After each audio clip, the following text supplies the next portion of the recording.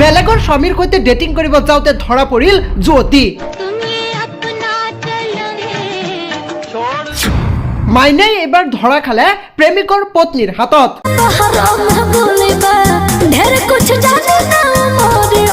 সামাজিক মাধ্যমত ভাইৰেল হ'ল এটা বিশেষ ভিডিঅ'। এইবাৰ প্ৰেমিকৰ সৈতে ডেটিং কৰিব গৈ আছিল এগৰাকী যুৱতী, কিন্তু আধা বাটতে লগ পালে প্ৰেমিকৰ পত্নীয়ে।